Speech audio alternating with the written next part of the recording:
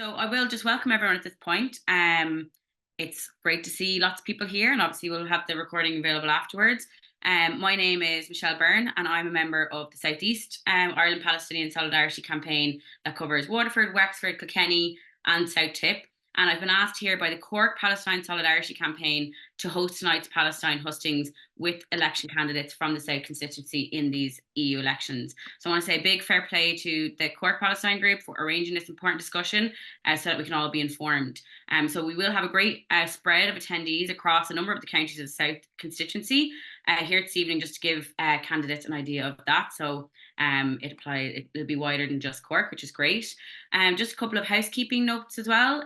Your cameras and mics will remain off for the duration of the Zoom event. Unless you are a candidate, then we will turn them on and bring you in for the chat. The chat box is going to be monitored throughout by someone in the Cork Palestinian Solidarity Campaign. And I would actively encourage you now to submit questions into the chat relating to Palestine and the work of the EU. So these questions can be general questions that could be applied to anyone, or a question for a specific person. So do get them ahead of time, but of course you can ask questions as we go along, but you're more likely to be asked if you submit them now. So drop them in the chat box now if you have any specific questions. This meeting is being recorded, and the footage is going to be used online afterwards, but it's going to be circulated to the IPSE branches, as was said. So, and just for the best viewing of this, I would recommend that people go to the top right-hand corner of your Zoom account and turn on speaker view, just so you'll have a better view, because there's obviously a lot of attendees here. So that will give you a good focal point of the people who are speaking. So this evening, we are due to have 7 candidates who are running in the South constituency, which is great. The order of the candidates is going to be as follows. So firstly, we're going to have Councillor Lorna Bogue from Rabharta. She will be followed by Cian Prendville from People for Profit. Then we're going to have MEP Mick Wallace from Independence for Change, MEP Billy Kelleher from Fianna Fáil, and Senator Paul Gavan from Sinn Féin. And then we will have MEP Grace O'Sullivan from the Green Party and Susan Doyle from the Social Democrats. So we have lots to get through and a great spread across lots of the parties. And while this is a Palestinian-themed hustings, we're probably going to touch on a lot of different topics today. I guess, Palestine isn't really just a single issue, and it does intersect with a lot of other issues, from everything from racism, colonialism, environmental issues, capitalism, and just generally struggles for justice, freedom, and liberation for all. So do keep that in mind, but it should inform your vote then going forward based on all of those details. So the format for the discussion is going to be, candidates are going to have 10 minutes to give an opening statement to tell us what they're doing for Palestine and what their perspectives are in relation to EU. And then this will be followed by 10 minutes of questions and answers. And that's where obviously your questions come in, and we'll have some as well from the Cork campaign. And then at the end, we're going to wrap up the event then at the end around 9:30 if we give everyone that time slot. So I am going to have to be strict about times. I will give candidates a 1-minute warning if it's going over. And then I think that's all of the housekeeping notes. And with that, we're just going to get straight into it. So I would like to invite our first candidate, Councillor Lorna Bogue of Rabharta Party, to give an opening statement to tell us about what they're doing about Palestine and what their perspectives are in relation to the EU. So Lorna, you have 10 minutes to give an opening statement, and hopefully we'll be able to get you up on camera to discuss that. So I'm a Cork City Councillor. I suppose with regards to what I've been doing on Cork City Council, there's several things. So we were one of the first councils in Ireland to write to the government asking for recognition of Palestinian statehood. We're also a council that has an anti-apartheid policy. That was actually important because in my last council meeting that we had in person, what happened was there was an event in Fitzgerald's Park, which actually is happening today, and Collins Aerospace was due to be participating in it. We had a big argument on the council floor because it's our job as councillors to set the policy of the council. Now, what the executive was saying back was they didn't know anything about this participation in a council-sponsored event, which is an event aimed at children And we actually had to stand up to the executive, myself and Councillor Brian McCarthy from the Socialist Party particularly, and Councillor Ted Tynan from the Workers' Party, and basically say to the executive, look, we as a council have set an anti-apartheid policy, so it is up to the executive to sort of vet who is participating in events. And Collins Aerospace is one of those companies that is actually engaging in producing dual-use technology that goes into weapons that are raining down on Rafah at the moment. So that's something that all councils can actually do from a practical perspective, something that we have done, and we actually managed to exclude Collins Aerospace from that event, even though we also had to sort of cause a lot of a fuss for that to happen. Another thing that we have done is just that we have raised the Palestinian flag, and we also hosted the Palestinian ambassador at Cork City Council. So as far as local government goes, we've done as much as we can. I think that in order for us to do more, we need support from national government, and we need the Occupied Territories Bill to be passed. With regard to, I suppose, a more general sort of zoomed out view of things, because I'm obviously running for Europe, as are the other candidates. The first thing is that while the recognition of the Palestinian state by the Irish state has been good, that has come too little too late. And really it needs to be underpinned by economic and cultural sanctions. So currently Israel and Ireland have €4 billion worth of trade between them.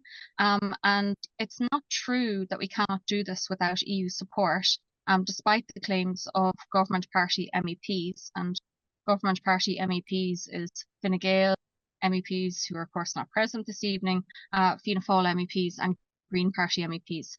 We can actually, we could actually from the beginning have recognised Palestinian statehood. That was not done, and while it has been done now, 40,000 people and countless more who were buried under the rubble, that didn't need to happen before that recognition happened. It was something that was eminently popular with people. Everyone that I've spoken to thought that was a very basic first step that we could have taken, and it wasn't taken. The second point is that Israel as a state needs to be isolated, and that includes altering diplomatic relations that we have with them. So we can expect that they will, reciprocate and remove Irish ambassadors from Israel. But the point, I think, from a diplomatic perspective, is for us as a state to encourage other neutral states to act for neutrality and not hosting genocidal states. And this moves me on to kind of like a third point, which is that Ireland's neutrality, if we exercise it correctly, is something that can actually lead the way. Like Ireland as a country can define what a neutral approach to Israel is. And there are huge benefits to being neutral in terms of brokering ceasefire, brokering peace. We as a state are missing out on a lot of this because we haven't actually exercised our neutrality. The reason why we haven't exercised our neutrality is because government parties are trying to erode that and are talking about removing triple lock. And as part of that move towards militarisation of the Irish state, we are not occupying the place that we could and should be occupying. And this is not in line with what people want. The fourth point is that, again, I have said this before, but the government has not passed the Occupied Territories Bill. And I have to say that many MEPs have been silent on that until recently. So there is a general hypocrisy from government party MEPs.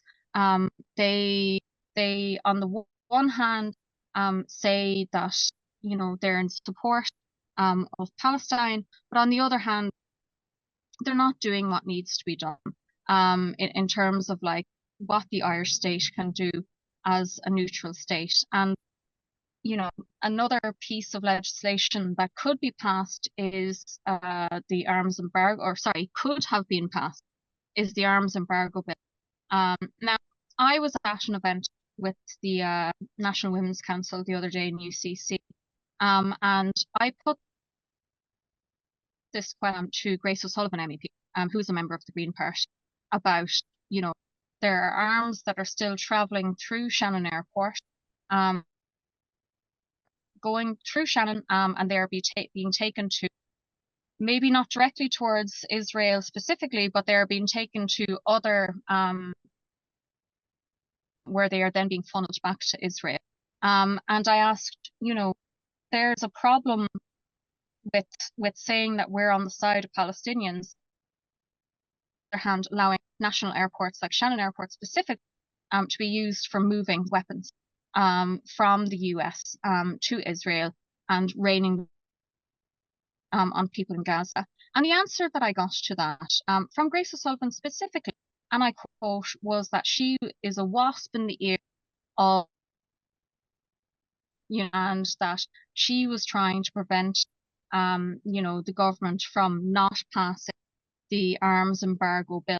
Now, the problem with that is later that evening, the arms embargo bill was rejected by Fianna Fáil, Fine Gael and Green Party senators in the Shannon. So I'm afraid wasp in the ear doesn't cut it anymore, and it specifically doesn't cut it when a genocide is going on. The next thing is point 5, which is that Shannon needs to be closed to US military use because inspections have not been carried out. And there was a horrifying tweet and image that went out of Nikki Haley, a Republican in the US, writing, "Finish them," on US bombs, which have since rained on Rafah. And in the first instance, we cannot take the Americans' word that these weapons are not going through Shannon.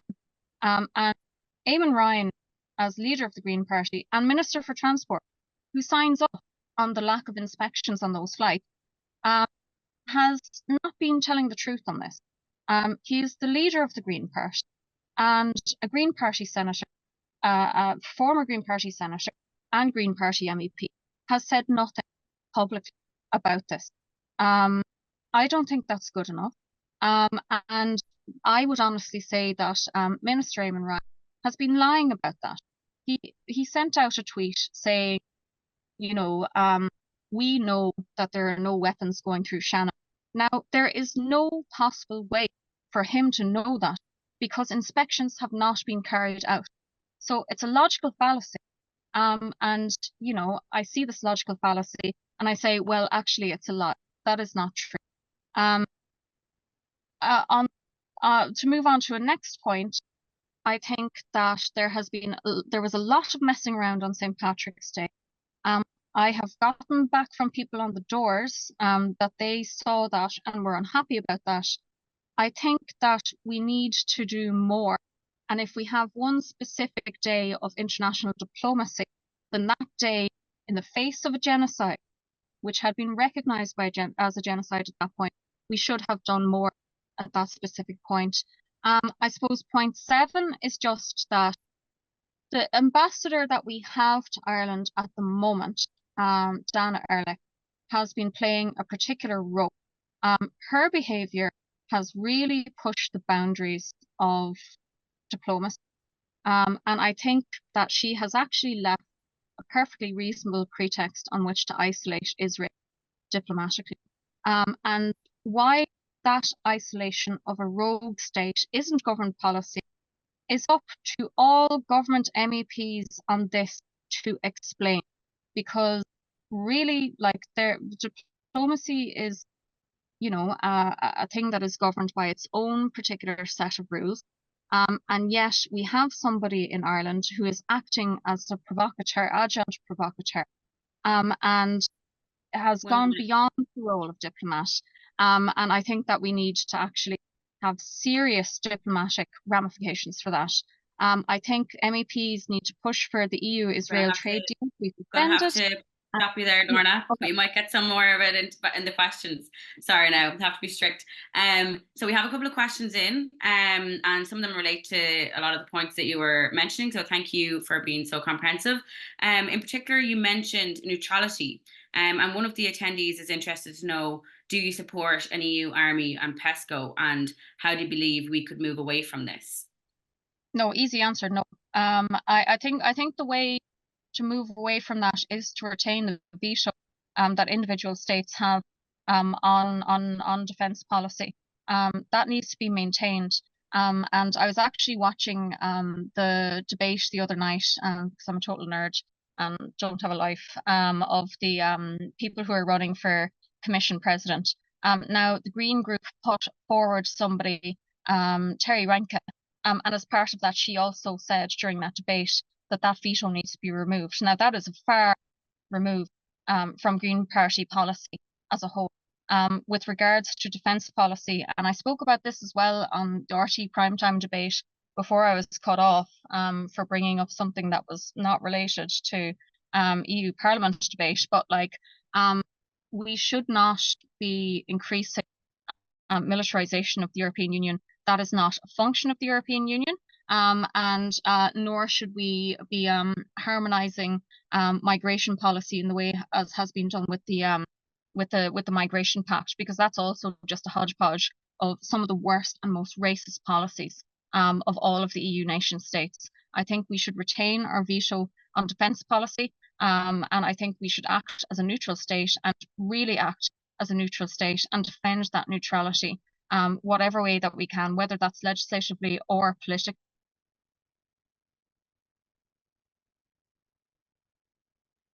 Sorry, Lorna, I think Michelle just got cut off there, so I will ask the, oh, is she back? She's not, so I'll just wait until she gets back. Sorry now, everyone. So there's a question here from Kate McCarthy. In what ways will you support educational institutions in your constituency to enact BDS policies?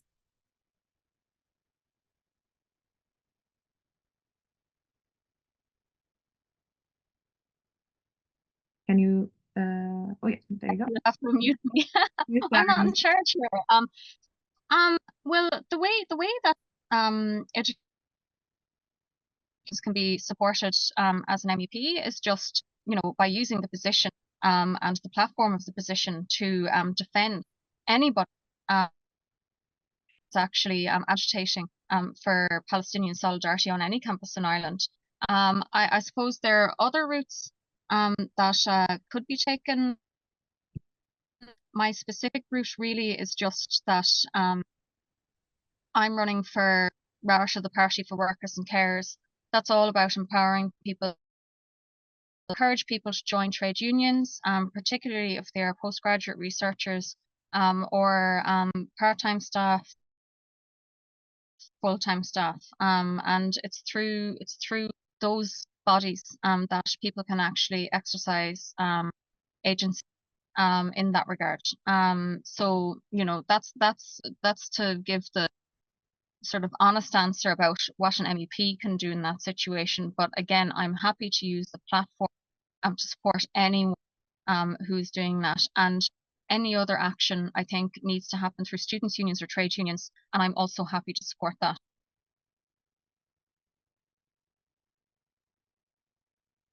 Brilliant. Apologies there, my Zoom crashed for a little moment. I see you've got through another question, so fair play. Then we have another question as well. You mentioned diplomacy quite a bit in your introduction. What do you believe is the right approach to Hamas from an EU perspective? Well, we initially as a party put out a statement on the 13th of October after the initial attacks happened. And what we said in that was that Hamas had acted in a way that, wasn't necessarily helping people in that scenario, but also is coming off the back of a long line of things that have been done to the Palestinian people by the Israelis. So I don't think the focus on Hamas is necessarily the primary focus. I think that it's a case of, people in Palestine, and people in the Gaza Strip particularly, have nobody else to turn to. So it's a bit of a red herring to talk about Hamas. And I don't think that's the primary focus of any of this. We actually need to engage diplomatically as a state with Israel because they are the country and the state that is carrying out a genocide. Like, Hamas is not a state. Palestine should be a state and ought to be recognized as a state. And once that recognition of Palestinian statehood comes through, then they can deal with Israel as another state, but without that same footing from which to act diplomatically. There isn't really anything much that people in Palestine can do diplomatically. So I think it again comes back to Israel as a state, Hamas is not a state, and Palestine is currently not being recognized as a state. As such, all of the diplomatic pressure needs to come down on Israel.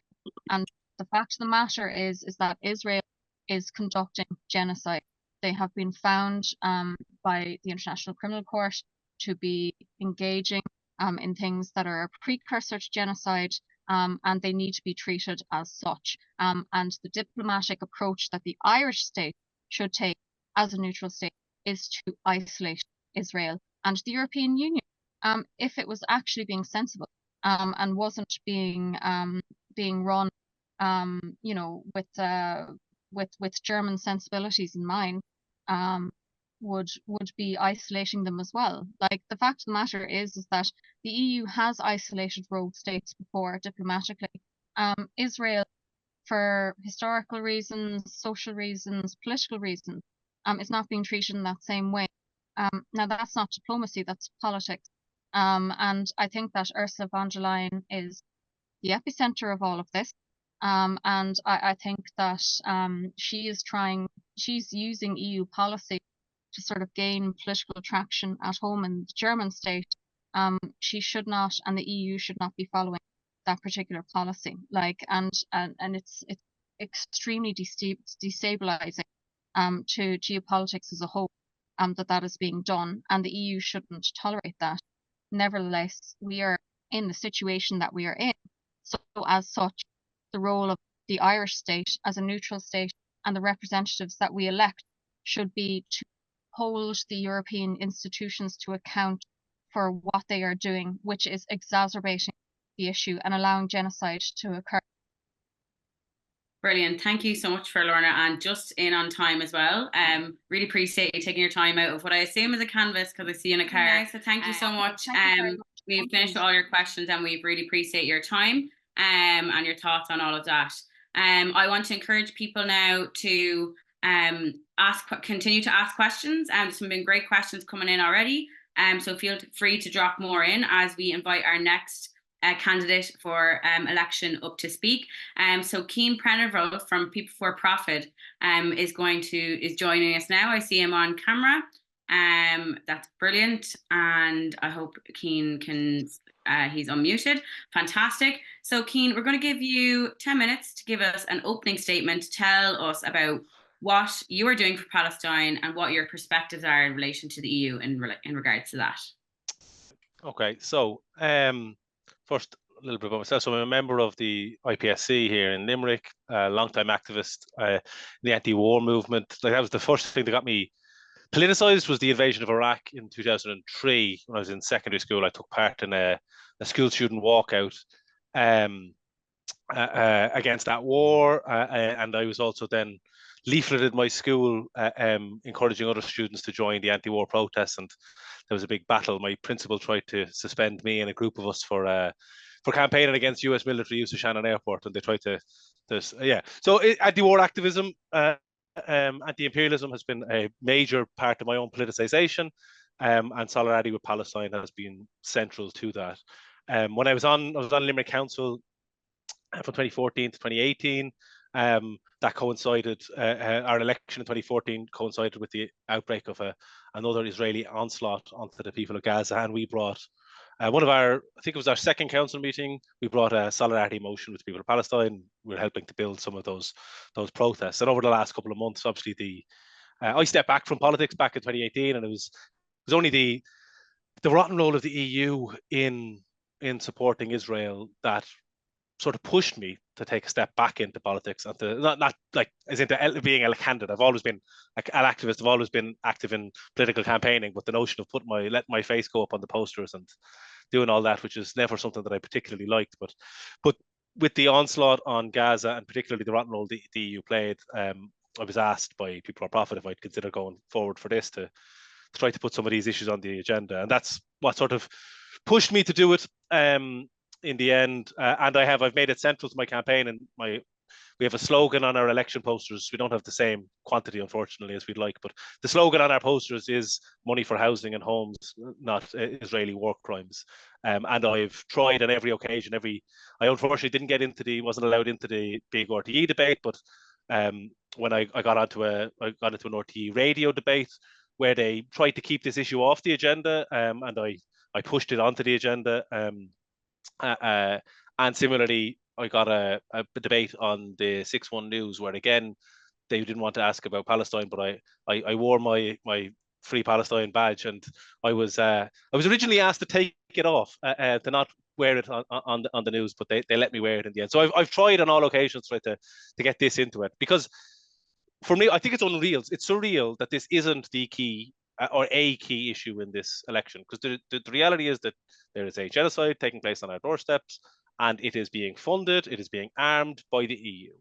And I don't think people really realise how rotten a role the EU plays. People are aware Ursula von der Leyen giving political support, and the fact that Israel is being whitewashed politically by the likes of Eurovision and all that. But but it's not just that sort of symbolic stuff. It's 1/3 of the weapons that went to Israel last year came from EU countries. Israel is allowed to apply to the Horizon Europe science funding grant system, which equates to about 100 billion euro.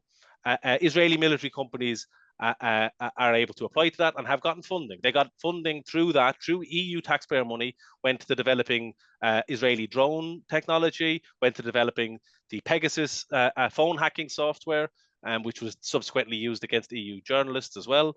So the EU money is going to funding this. EU arms from the EU are going to arming this genocide. And I think we need to expose that. And also, people are well aware of the rotten role that the US plays, but actually the EU is a far more important trading partner, partner using their speak, for Israel. So actually, economically, the EU has a major role to play here. So key things that People for Profit are pushing for in this campaign is the idea of an immediate arms embargo to stop the flow of weapons from the EU countries to Israel, to kick Israel out of their special relationship deals with the EU, their access to the common trade blocks, and cut them off from that Horizon Europe and other funding that they have. In a national level, I think People for Profit have been some of the most outspoken from the very beginning. Since our foundation, have always been very vocal and in our support for Palestine, and since the current genocidal war, have been at the forefront in pushing for the expulsion of the Israeli ambassador, campaigning to get others on the left to join us in that campaign, which was successful in getting others to join that call, but also in campaigning against the sham, I think the disgrace, really, to be honest, which was Irish politicians going over and giving Joe Biden the press photo op that he wanted on St. Patrick's Day to present himself as some sort of man of peace, whilst he is funding and arming genocidal war. So we've always been at the forefront in pushing for that, and I think that we would hope to continue that in the European Parliament, being a voice for Palestine against this genocide. And then on some of the other points that are coming up in terms of militarization, I think people don't realize, when I was in secondary school, you learn about the military industrial complex in the US, but there is a very real military industrial complex in the EU. EU countries now spend almost €250 billion a year on the armament sector, and the EU is pushing to increase those military budgets. They enforce these austerity rules, which limits how much you're allowed to spend on healthcare, on housing, on public goods, but they have a special exemption for military spending because they want to encourage countries to double or triple military spending. And that is at the behest of what is a massively profitable armaments industry in the EU that are making billions, not just on selling weapons to EU countries, but also on arming brutal dictatorships across the world. So we need to be pushing also for an end to that arms trade, I feel. And against this process of militarization of the EU and militarization of the world. And we need to be, I think Ireland has a unique role to play. We should be asserting our neutrality, by which I mean, when Ireland asserted its neutrality, it was because we did not want to leave an empire in order to back an imperialist mission of Britain or the US or of Germany. And that's what I mean by neutrality. Is we should refuse to join any imperialist blocs or support any imperialist wars. We should stay outside of those camps and be actually advocates for peace, advocates against imperialism and against war. And I think we have a crucial role to play in that. And I think we've been let down on a European level, but also on a national level in that. I think we have, it's been inspirational to see the mass protests every week in Cork, every week in Limerick, and across the country, people out on the streets. It's been great to see. But the truth is that the government has done the absolute bare minimum on this. We've done the diplomatic, the tip of the hat kind of stuff, and that's useful, and that has been, like, I don't want to speak it down, but we need far more real action to be taken here, such as expelling the Israeli ambassador, such as inspecting the planes, at the very least inspecting the planes going through Shannon, stopping the US military use of that airport. We need to be taking and imposing sanctions on Israel. We need to be taking concrete action like that. Finally, look, the big thing for me is we need to be building the movement on this. This is ceasefire or no ceasefire. The oppression of Palestine is going to continue, and we cannot just go back to brushing this under the carpet or having this be a once a year thing. We need to this genocidal war has inspired thousands of people to take part in these protests and to get active in these protests. And we need to be building that people power movement going forward and strengthening our branches of the Palestine Solidarity movement, strengthening the inspiring the tent cities that we're seeing. What are they called? Sorry.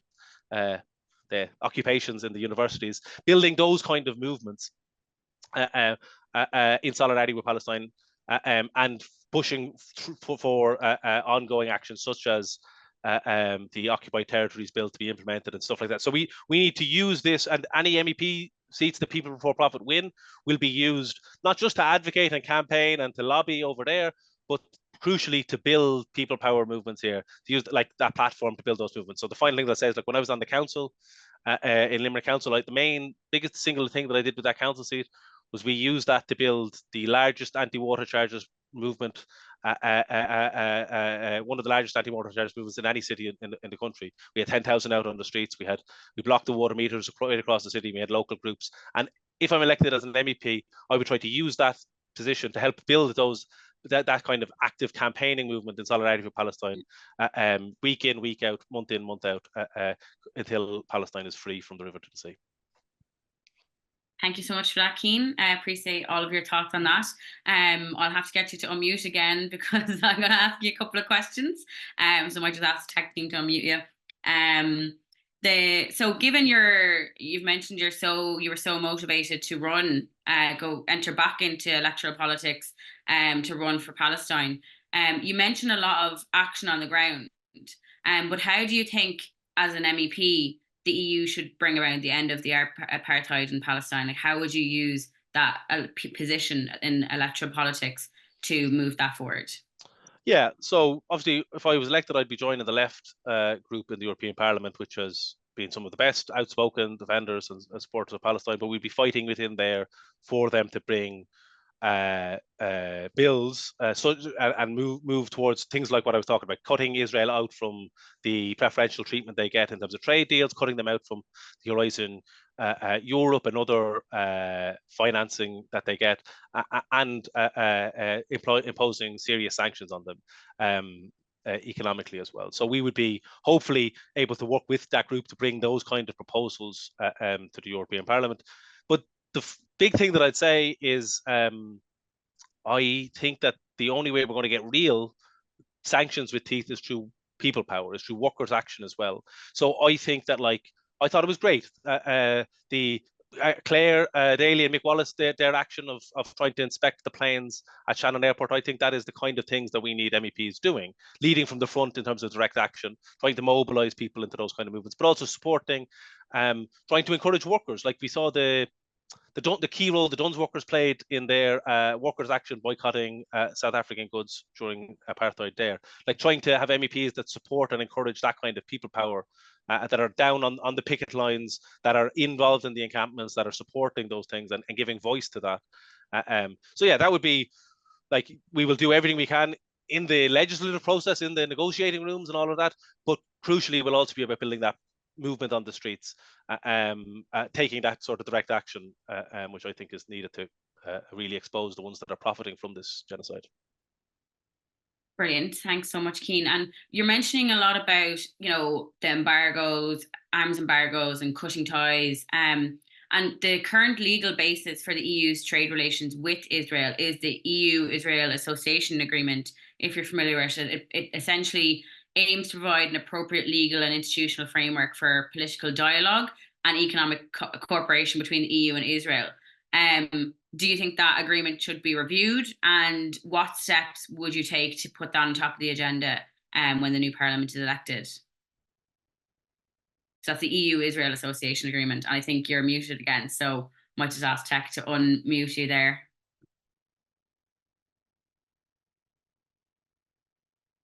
And in the meantime, if people want to send in Sorry about that. That was my own fault. I have a habit of just, as soon as I finish talking, I mute. I'm just sorry. And I also got a phone call when you were coming in there. Could you repeat, which was confusing me. Could you repeat the question there again? Sorry. Yeah, of course. So you were talking a lot about, you know, the arms embargoes and cutting ties with Israel on a EU basis. One of the current legal bases for the EU's trade relations with Israel is the EU-Israel Association Agreement. So that essentially aims to provide an appropriate legal and institutional framework for political dialogue and economic cooperation between the EU and Israel. So do you agree that agreement must now be reviewed? And if so, what kind of steps would you actually put on top of the agenda to get this? What would you take? Basically, what steps would you take to get it at the top of the agenda when the new parliament is elected? Yes, so we need. I totally not just reviewed it. I think it needs to be. We need to end the preferential trade arrangements with Israel. It's disgraceful, to be honest with you. I think we need to be working with the left in the European Parliament to try to bring motions to try to push for that. But also, I would want to be putting onto the agenda like the equivalent of the Occupied Territories Bill here, which seeks to ban goods from the illegal settlement areas. I think we should be trying to push for like sanctions such as that on an EU-wide basis. And I think the grouping in the European Parliament that has been the strongest on this is the left, and I would hope to be pushing them even stronger on this, because they're the best, but they haven't been 100% either. I think that we need to try to put pressure on them to also like lead on this, as I think they should be. But yeah, so that would how the mechanism would be via the left group. I think the European Parliament are the only ones really that I think can be relied on to or can be pushed to lead on this.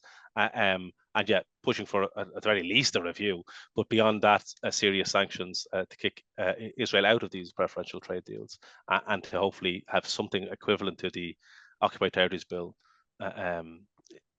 Isn't it too late to be pushing for opt bill? Don't worry. I'll put a question for you, but I love that you're getting ahead. I have a question for you in relation to the peace process between Israel and Palestine. This has obviously dragged on for decades, and in the last decade, the Palestinian leadership has actually embraced the United Nations model rather than a bilateral route to statehood, with the UN kind of indicating a two-state solution is the only viable route. So how would you rank the peace process among EU foreign policy priorities, and would you support a unilateral Palestinian quest for statehood, or what would your opinion on that be? For sure. I think we need to have across the board recognition of the state of Palestine. That is a symbolic measure that should be taken, but I think it's good that Ireland has done it, and I think we should be pushing for that on an EU-wide basis. I think that the reality is that the so-called peace process that's been taking place has been a sham. Like it's been a inch by inch, settlement by settlement, war on Palestine since the ink was even dry, before the ink was even dry on those, that Israel has been pushing the boundaries. Just like one small example, I don't know, I won't go into it. Sorry. There's one small example of a company here in Limerick, Materion. They have a factory here in Limerick, but they also have a factory that they built in a legal settlement in the West Bank. And they're a weapons and armaments company as well, you know. So like there are these even under the banner of a peace deal, there has been a encroachment, a slow strangling of Palestine by Israel, and I think that is being undermined in the whole process. So we should be clear, like I think that the approach of Israel, the strategy of Israel and the US, backed up by the EU, in reality has been to claim to be engaging in peace, whilst actually slowly squeezing out Palestine and trying to extinguish that. And so, yeah, I think we should be put for, people call it unilateral. That means like, no, Israel should not have a veto. But we should be pushing for a recognition of the Palestinian state. But we should also, I think the only way that this is ever going to really happen is through like the kind of mass movement we've seen in the last 6 months, keeping that kind of pressure up across Europe and across the world to end EU and US support for the Israeli state. Great, thank you so much for that, Cian. I'm going to give you 1 minute to answer the next question. You've seen it in the chat already. So someone asked, isn't it too late to spend energy on getting the government to pass the Occupied Territories Bill? What will it change? So a short one for you. Yeah, in a sense, you could say all of these smaller reforms, but in the scale of what we need a free Palestine. We need to end the occupation. We need to, in my opinion, this is the oppression of the people of Palestine is interlinked with the imperialist capitalist system. We need to be ending all of that. So in a sense, you could say, what will it all change in this? What's the purpose of all these small steps until we can overthrow capitalism? But I think that every small step is a step in the right direction, and we should be pushing for it. We like ending, banning the import of goods from the occupied territories would have a real economic impact, but it could also open the door to push for more radical measures to blacken to put on a blacklist any company who has trading or profits from the occupation, who trades weapons or any parts of weapons to the Israeli state, and putting those on a blacklist so that they can't get state contracts, for instance. So there's all of these steps that could be done. None of them are like, they're all just intermediary steps to the real vision, but the real goal. But I think that they help us to keep focused, to have targets and winnable goals in the next 3 years, in the next 5 years, kind of thing. But yes, I think that we should be careful that, like, even if we like ceasefire now, yes, that's a key demand. But even if there's a ceasefire, the occupation will continue. The Occupied Territories Bill, yes, that is an important demand, but in and of itself, they're just partial the steps in the right direction. And what we need to be fighting for is a free Palestine and an end to imperialist and capitalist dictatorship in the Middle East. Okay, thank you. At this stage, I mean, it's I think for most people, it's difficult to even talk about Gaza, and I suppose the biggest thing coming from it since October 7th has been the exposure of the Zionist project. I think if you had asked a lot of people in Ireland, even last year, 12 months ago, what was Zionism, a lot of people didn't actually know what Zionism was. But they know now that it's a settler colonial project that began in 48. Well, you could go back to 1916 with the Balfour Declaration, but the expulsion of Palestinians from their homes and their land in 1948, the Nakba, was the beginning of the genocide that's taken place at the moment. What we've seen since October 7th obviously is an escalation of that genocide, but it's been going on for the last 76 years. And I think there's a new awareness of what's happening, and people really there wasn't really a question of for a lot of people. Obviously, we've been talking about the Palestinian issue for many years, but most people weren't really questioning what was happening and the persecution of the Palestinian people over all these years.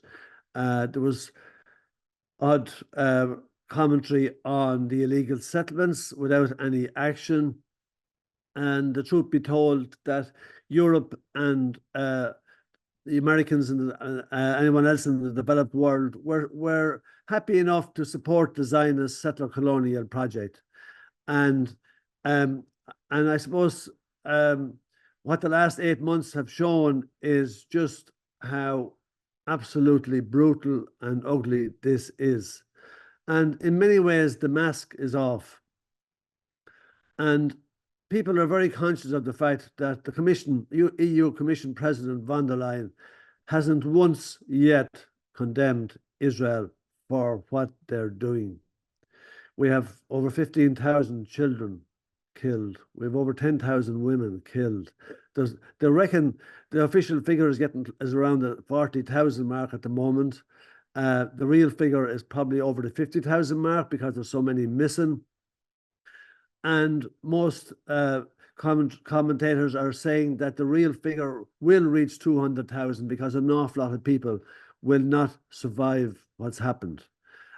So we are witnessing a genocide. Probably you can say that it's the first time we've watched a genocide on our telephones.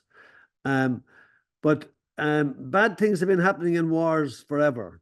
And the total destruction of Libya and the total destruction of Iraq, where 1 million citizens were killed, but we didn't actually see it on our phones.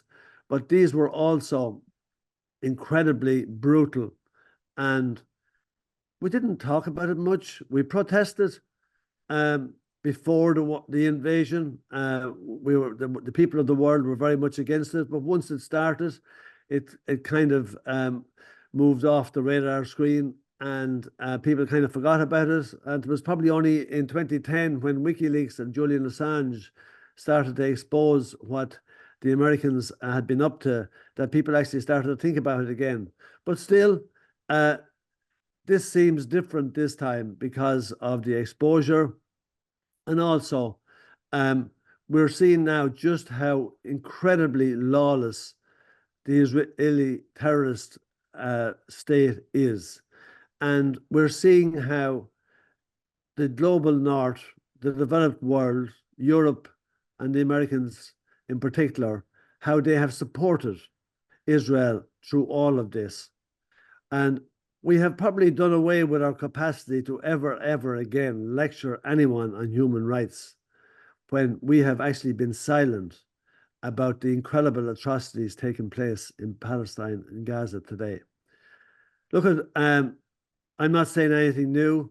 I'm very happy to take questions, and I'll do my best to answer them. So if people want to ask questions, away with you. Thanks, Mick. I will funnel some of the questions we have in.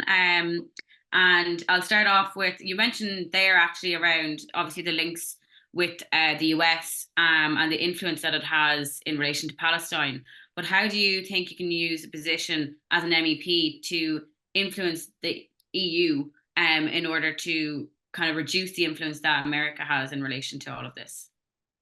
Well, that's a massive challenge. And for those that have been following the EU Parliament for the last few years, it's something that myself and Claire Daly do on a daily basis.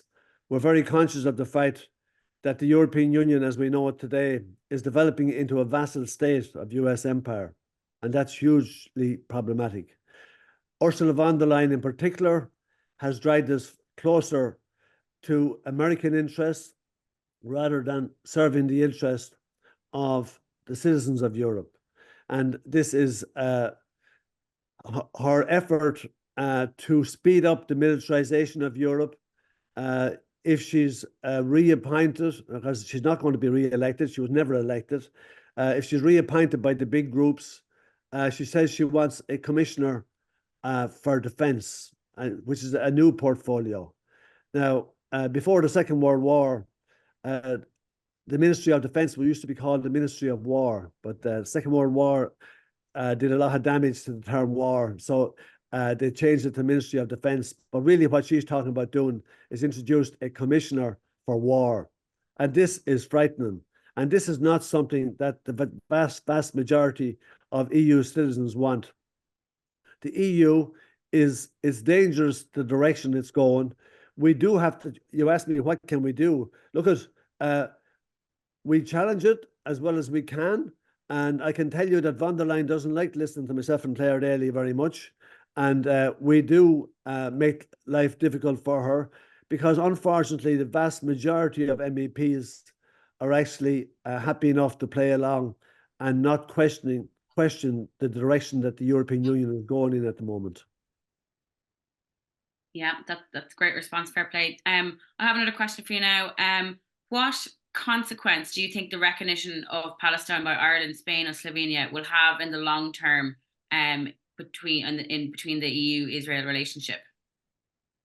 I don't see it having a massive impact. There was 144 countries already recognising Palestine, and it was good that Ireland decided now to recognise Palestine. But it would also be good if they stopped giving dual-use weapons to Israel to kill Palestinians, which we are doing as we speak. Catherine Connolly put in a question in March to Simon Coveney, and she asked him what money's worth of dual-use weapons had the Irish government licensed to go to Israel since October 7th.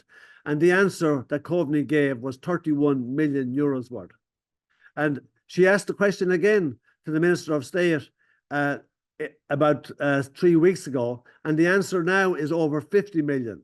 So we are selling dual-use weapons to Israel that can facilitate the destruction of lives in Palestine.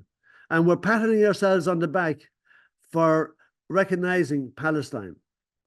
Listen, when we start caring about people like the Palestinians or people from other nations that are plundered and bombed and exploited by large countries, we'll stop allowing Shannon as well to be used as a military base by the Americans to actually destroy communities and countries that create the migrant problem that everyone is so worried about now. But I do have another question here. How do you think that the EU, as it stands, or do you think that there is even an appetite to bring about the end of apartheid in Palestine, seeing as that it's taken this long to get even a recognition of the state from Ireland and other EU countries?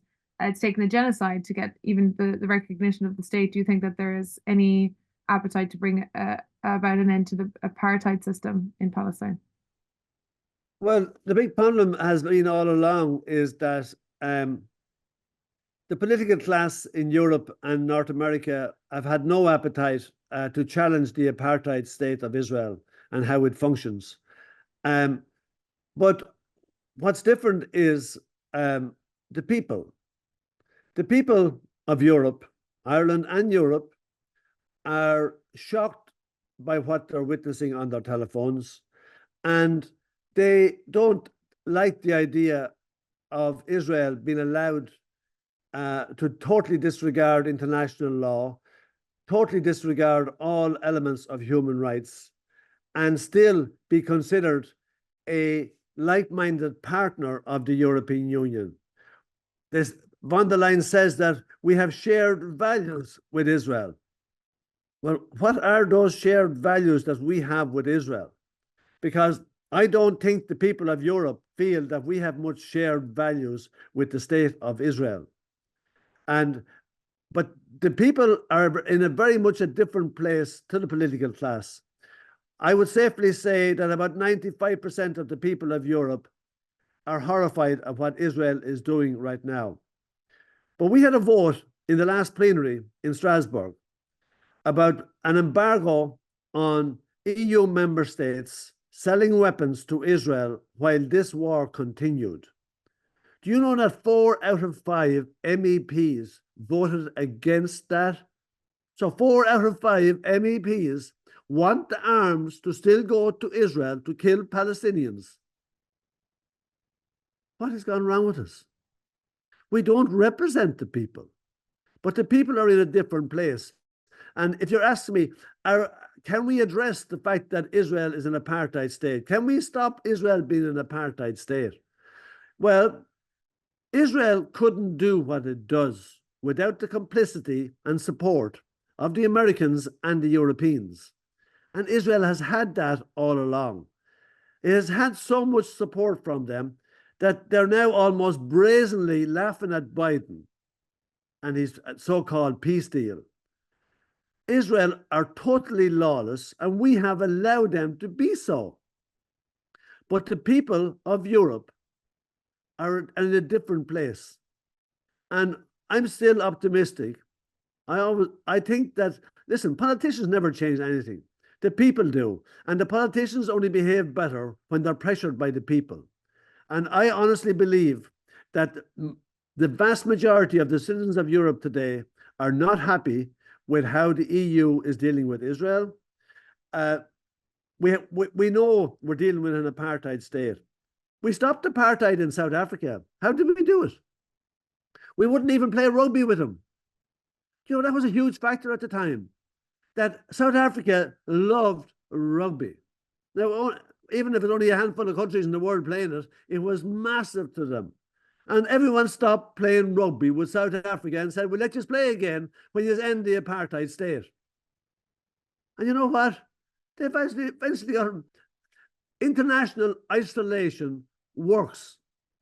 But we need to internationally isolate Israel now. And on this, in the last couple of months, Israel were allowed to participate in the Eurovision Song Contest, and they're not even in Europe. Russia were thrown out of dog competitions. Russia were thrown out of the UEFA football. Israel weren't. What's going on?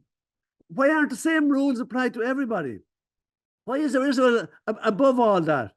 Israel is committing an ecocide in Lebanon at the moment, and the environmentalists in the EU have nothing to say about it. They're silent. Why? Thanks, Mick. You've covered a lot on that. That's brilliant. I have a question coming in from another attendee. Another big question for you. What do you see is the future of the whole of the EU project? Oh, God. How much time have you got?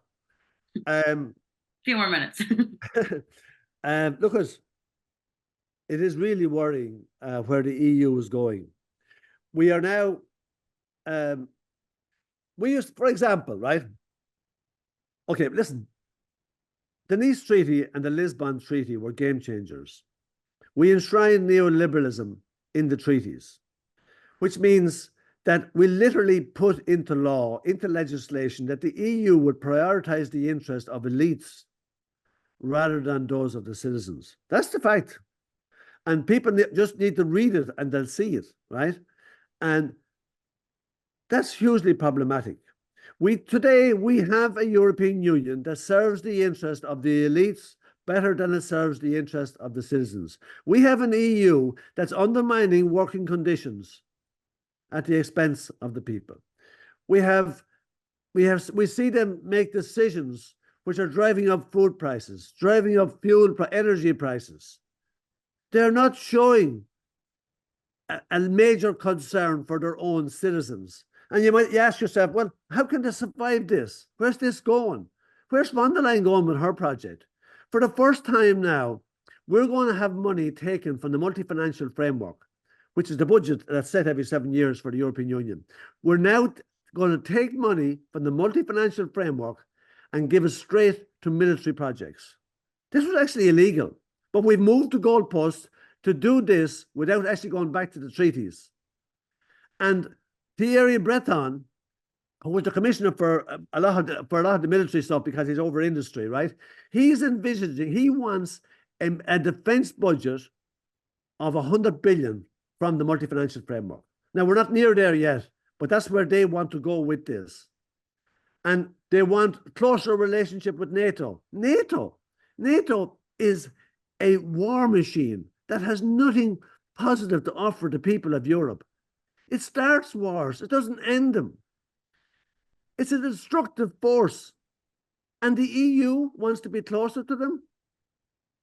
Listen, I'm not saying the EU project is dead. I'm saying it's in trouble. And I think with the mobilization of people and people showing a greater interest in it, we can change and we can challenge the elites who are destroying the place, because that's what's happening. And it's really worrying that we are becoming a vassal state of US empire, because that is not in the interest of our people. We want peace, not war. War serves the interest of a handful, and it destroys the lives of so many. Well said, Mick. I have one more short question for you from the attendees. What, in your opinion, is the right approach to Hamas from an EU perspective? Well, listen, the attack on October 7th was carried out by 5 different militant groups. And look, it was terrible that so many civilians were killed. Horrific. But there's a resistance in Palestine, and it isn't just about Hamas. There's a resistance to illegal occupation. There is resistance to oppression. Oppression breeds resistance. And we are dealing with a people, the Palestinian people, who have been persecuted for 76 years. And we seem to think that they don't have a right to defend themselves. Von der Leyen and Metsola went to Tel Aviv in the early days after October 7th to tell Israel that they could do what they like because they have the right to defend themselves. Well, Francesca Albanese, the UN Rapporteur for Human Rights in Palestine, says they don't. Under international law, an occupying power doesn't have the right to defend itself in the area that it's illegally occupying. And Israel is illegally occupying Palestine. It doesn't have the right to defend itself in Palestine. It should get the hell out of it. Sorry, I'm just giving you 1 minute there. Thanks, Mick. I'll finish you up there on that. Brilliant. All right. Thank you so much for all your knowledge and your opinions on that. We're going to move on to our next candidate today, which is Billy Kelleher from Fianna Fáil, who's also an MEP. So I'll invite Billy to come online. Thank you very much. I'm delighted to be here. Look, we're really interested in the topic here because, I mean, we are witnessing, appalling atrocities as we speak on a daily basis in Gaza. So, I mean, from my perspective and the European perspective, certainly we have been very poor from European Parliament point of view, but also the other institutions around getting people to support Palestine, calling for a cessation of violence, calling for humanitarian aid to flow into Gaza, and getting the European institutions to accept that what's being done to Palestine long before the appalling atrocities carried out on the 7th of October. But we have been very slow over the years in trying to get countries within the European Union, firstly, to support the peace process, to recognise Palestine, to come in and put political pressure on restoring the two-state solution. And that clearly has been, in my view, the greatest failure of the European Union around the Middle East peace process. So I have consistently called for, as I said, long before the tragic circumstances of the 7th of October and then the invasion of Gaza itself, we have to understand that there's been oppression of the Palestinian people for decades. But in recent years, in my time in the European Parliament over the last 5 years, we've seen continual occupation of territories in the West Bank, incursion after incursion, illegal settlements continuing to be built. We see people being killed on a weekly basis in the West Bank, long before, again, the invasion after October 7th. So there's been consistent, systematic destruction and undermining of the Palestinian state, to the point where I'm very concerned now that if there isn't support and international support, well, the two-state solution is in jeopardy due to the fact that the Palestinian state may no longer even be viable due to its, not being a contiguous landmass, disjointed, and being completely eroded and undermined by Israel itself. Great, thanks for Just, that. yeah, just maybe just on the broader issues then, I mean, moving on to where we are now in terms of the European Union and what can be done. I mean, I've said this publicly in the Parliament and to my colleagues across Europe. You know, what happened to the Jewish people during the Second World War was an appalling atrocity of unimaginable proportions. The difficulty we have is that some countries are so guilt-ridden about their being complicit in that genocide, are unable to move now to a point where they feel they're unable to criticize Israel for fear they would be seen to be anti-Semitic.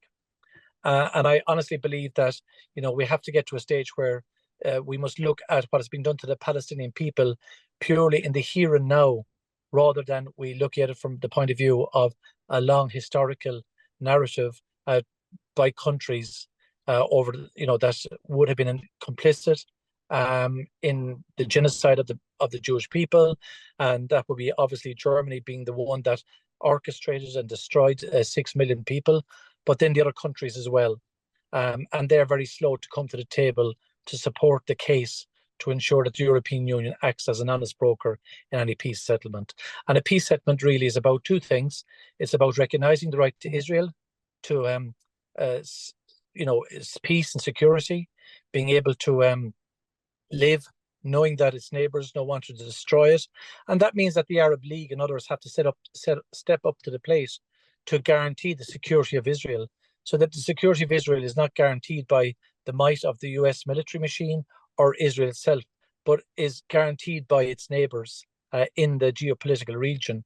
And the second thing then is that Palestine has a right to exist as a state, and that every effort must be made by Israel to facilitate that transition. In other words, withdrawing from the occupied territories, dismantling their military apparatus across the West Bank, and allowing free flow of movement of people and goods and services in and out of Gaza without there being blockades. And if that doesn't happen, well, then the European Union has an obligation, and that is to, you know, ensure that there is a review of the EU-Israeli Trade Association Agreement, a review of Horizon funding, and a review of the preferential treatment given to Israeli citizens in terms of visas. And these are all things that I firmly believe must be on the table in the event of Israel rejecting a ceasefire, a peace process, a two-state solution, and ultimately the recognition of Palestine as a state with its own government and it's being able to enact its own laws. Great, some great points in there, Billy. Thank you very much. We have some questions in from some of the attendees. First question is, what have you done in the EU Parliament to highlight the Israeli genocide in Palestine, in Gaza and West Bank? Well, I've spoken about it consistently long before, as I said, the massacres on the 7th of October and then the subsequent invasion of Gaza. I've been consistently speaking about the two-state solution. I think from my early days when I was elected in 2019 onwards, it has very much been part and parcel of my political outlook. In fact, in 2018, I visited the West Bank and we were denied entry, obviously, into Gaza, but I wanted to go and see firsthand what was happening. I co-sponsored the bill, the Occupied Territories Bill, which was about ensuring that products made in the occupied territories, the illegally occupied territories in the West Bank, would not be imported into Ireland. That was not accepted by the government at the time because trade is an EU competency. I subsequently asked the Commission and others to support the banning of the importation of products from the occupied territories. Unfortunately, I wasn't able to get that through as well. But from the point of view of and my role as a parliamentarian, I will consistently speak up and advocate for the people of Palestine, for a two-state solution, for a peace process. And if anybody wants to, you know, see what I've said, well, you know, obviously online, I have posted all those speeches and my contributions in the European Parliament over the last 5 years. Thanks very much, Billy. It's great to hear you reference some points there around some of the legislative bills that you've backed and co-sponsored. But this seems to be in direct conflict with your own party's views and how they're voting nationally at the moment. And I know, like previously, Fianna Fáil have said, you know, it's we need a law to boycott goods from occupied territories. That's the right thing to do. But we're not seeing that actually being applied then at a national level. And as a member of that party, how will you progress this at an EU level when it seems to be at conflict with your party members in who are in the Dáil and the Seanad? Well, I mean, like, look, trade is the EU competency, and there's no point in us pretending otherwise. I mean, the European Union is the entity that negotiates trade deals, that implements trade association agreements. So from my perspective, I mean, I would love if the Irish government and the Irish Parliament could enact the law. We explored all avenues at the time when we co-sponsored. It was a Francis Black bill in the Seanad, but I took it to the Dáil with others, and that's what I would really like to see happen. But it will require the European Union to move. Now, I do detect that there is subtle shifts in opinion in the European Union around the issue of the trade association, whether or not that will, facilitate a change in absolute attitude around trade relations, funding for Horizon, visa entry, etc., is a different matter. But I will continue to advocate for that, and I hope that others will as well. And you can see some other countries, Spain, Belgium, beginning to, also question the validity of having a trade agreement with Israel when they de facto are continually flouting international law, not just breaking international law, but involved in the most heinous attacks on civilian infrastructure in Gaza. And over the last number of years, as I said previously, in terms of the occupation, the illegal occupation and the annexation of the lands in the West Bank. So Israel has been flouting international law for a long period of time. And of course, the difference between countries and terror organizations is that countries should abide by the rule of law, the international rule of law. Clearly, Israel isn't. So it leaves a lot in terms of what it is doing, what it says it should do, and what it has done to the Palestinian people. And that's why there must be, repercussions in terms of its international standing if it continues as it is to carry out the most appalling attacks, most murderous attacks on a civilian population. Thanks for that, Billy. Just to touch on a couple of things there. You mentioned, the breaking of international law, the decades of occupation and the ongoing violence well before October 7th in this. And you also mentioned the backing of the two-state solution. But do you think the two-state solution is possible given the context that has been existing around this? And what are your thoughts on that? And you talk about the international law, and how do we uphold that when it's being ignored? Well, look, the two-state solution will only be possible in the event of the international community putting huge pressure on Israel to accept the two-state solution. It is very evident that Netanyahu and his Likud party and the right-wing extreme parties that are supporting him in the Knesset, until such time as they are isolated or they know that the international community won't accept a situation where Israel de facto decides the policy around the Middle East, until that change occurs, well, we're going to be in a difficult position.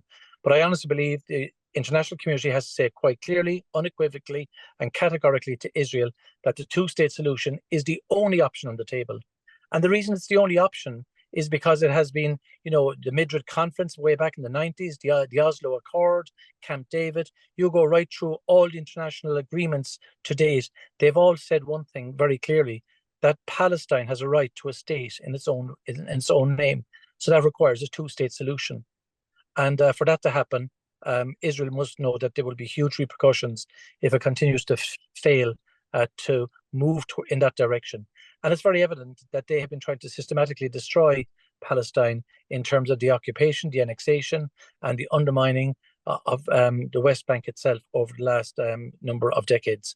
That is clearly evidence. So I sincerely hope that over the next number of months, we get an immediate, the priority here must be an immediate ceasefire for humanitarian aid in Gaza. So we need an immediate ceasefire, release of the hostages, and humanitarian aid to flow in quickly and immediately, and then for us to start the process of determining the two-state solution based primarily in the 67 borders. That's where all international opinion has more or less landed, and that's where we must get to. And Israel must know that the international community will only accept that outcome. Yeah, it's interesting you mentioned the international community. There's a couple of questions coming in around, if we're listening to Palestinians and they're calling for kind of a one-state solution, and why does Israel have the right to exist when it is a settler colonial state? Do you have any thoughts on those questions? Well, look, Israel has a right to exist. I mean, Israel was founded under UN charters. I mean, we either accept international law or we don't accept it. We can't have it both ways in this debate. So Israel has a fundamental right to exist. It has been established under international law. It is a state under international law. But what it clearly can't do is breach international law in terms of how it's dealing with Palestine, how it is systematically destroying the West Bank, and how now it is engaged in the most appalling, heinous attacks on civilians and killing 35,000 people in Gaza. That is not, what states should be involved in. States are meant to be obliging and upholding the international rule of law, and clearly Israel isn't. But we can't also then say at the same that it has no right to exist. The two-state solution says that Israel has a right to exist and live in peace and security, and that Palestine has a right to exist and live in peace and security. And primarily the 67 borders, as was identified in the Madrid Conference, in the Oslo Accord, in Camp David, right through the entirety of the various discussions around this issue, primarily have said that that should be the outcome. And that's where we must get to now. Thanks for your answer. So we have some more questions. They're flooding in now. You're getting conversation going, Billy. Well done. We have a question here on the Fianna Fáil agriculture ministers allow livestock transports to Israel for soldier barbecues. I don't know if you've heard about this. Do you have any thoughts on this? Have you heard about this around the Fianna Fáil support in relation to our live exports going to Israel? All I know is that we export animals to the European Union and to third countries. Where they go in terms of ending up on barbecues, I'm not definite on that. But again, trade is a competency of the European Union. But I have said that there should be a full review of the Israeli-EU Trade Association Agreement, and I would like to see a review of that. But I mean, where live exports go in general, primarily they go to the European Union itself, and they do go to some third countries. I'm not aware of exactly which third country they go to. I know that some go to Algeria, to Turkey, Lebanon, and they may possibly go to Israel as well. Yes, they may do that. But I mean, that should be a matter for review of the European-Israeli Trade Association Agreement, whereby we would actually have a discussion at EU level around this particular issue. Mm-hmm. Thanks for that, Billy. Then in relation to refugees obviously coming out from all of the violence that's been inflicted here, the EU would have put in place a vast programme to receive Ukrainian refugees. Would you support a similar programme for the Palestinians from Gaza? And how would you support that? Well, what I'd certainly support is humanitarian aid flowing in immediately. I mean, clearly what we don't want is a situation, well, the first thing, we don't want a humanitarian crisis enveloping Gaza, but also what I would not like to see is that there would be the displacement of the entire Gazian population and a de facto land grab by Israel. I mean, if that's what is being suggested, that, you know, the Palestinian people would be removed from Gaza and settled elsewhere. I mean, like, the Palestinian people have been nomadic, tragically, for centuries. And the idea that we will move them again, I mean, what we want is to ensure that there's a humanitarian system put in place, rebuilding of Gaza. All of these things must happen. But the first thing that must happen is there must be a ceasefire. Now, if people have to be moved temporarily, of course, Europe should facilitate that, either in the vicinity of Gaza, or if people are so displaced that they have to come to our shores, well, that obviously has to be supported. But more importantly, I think, is the immediate ceasefire, withdrawal of Israeli troops, and humanitarian aid flowing in quickly, the construction, rebuilding of Gaza as quickly as possible. But that will take a long time, and we do need a lot of international support to ensure that that could happen. But we cannot underestimate what is being done as we speak, where, you know, you have now 1.3 million people effectively displaced, no housing, no running water, no medical facilities, no electricity, tens of thousands killed, tens of thousands more maimed, and no medical facilities whatsoever. So the immediate issue is a ceasefire, humanitarian aid. Obviously, the movement of people can be discussed with the Palestinian authorities, with the Egyptian authorities, and others. But we certainly don't want a situation where an entire population is taken out of Gaza, not to return. Thank you so much for all your answers on that, Billy. We really appreciate your time and your opinions on all of that. Our next candidate up is Senator Paul Gavan from Sinn Féin. So I'm going to ask Paul to come on video and on mute to deliver an opening statement for 10 minutes to talk about his thoughts on Palestine and how he will work in the EU for the betterment of Palestine. Okay, thanks very much, Michelle. It's great to be here this evening. I've been following the debate from the beginning. It's been really good and a high level of conversation. I'll start just with my own background. I became a senator at the end of April 2016. My first trip anywhere was to Palestine. I went to the West Bank with a very old and famous Republican called Frau McCann, and we saw firsthand the occupation and the horrendous treatment of the Palestinian people. I had been a consistent supporter of Palestine throughout my 8 years in the Seanad. I would guess that I've probably raised Palestine on a monthly basis, sometimes on a weekly basis in the Seanad. I was very proud to support the Occupied Territories Bill, particularly in those key debates when it passed the final stages in the Seanad, and was very proud to work alongside Francis Black in that regard. I've also been a member of the Parliamentary Assembly of the Council of Europe. Now, that is Europe's human rights body, and Europe's human rights body, which has disgraced itself, frankly, particularly since the genocide began in October. So much so that I was there in January of this year when we had our first debate on the issue. I saw people from every political grouping except my own grouping, the grouping of the left, which I'm proud to be a member of, Fáil behind the far right, supporting amendments that effectively gave a green light for the genocide to continue in occupied Palestine. At the next session, the most recent one in April, the Parliamentary Assembly came up with a novel idea, which was to pretend there was nothing happening in Gaza and just to exclude it from the agenda altogether. So I took immediate action there. I wrote to the President of the Parliamentary Assembly, demanded to know why there wasn't a debate. I then got our left group to propose a debate, and of course it would have been too embarrassing for them at that point not to allow the debate. So again, we managed to at least put it back onto the agenda. But I mean, I have to be very clear. Between the Parliamentary Assembly and the European Union Parliament, there's been this gross, really offensive hypocrisy. On the one hand, galvanizing every level of support for the illegal occupation, against the illegal occupation of Ukraine.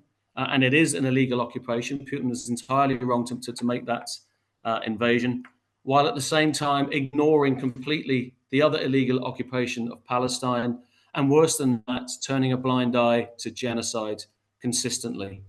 And still it goes on, by the way. The next scheduled meeting of the Parliamentary Assembly of the Council of Europe for June has no mention again of Palestine whatsoever. So you can see firsthand the gross hypocrisy that's at work here.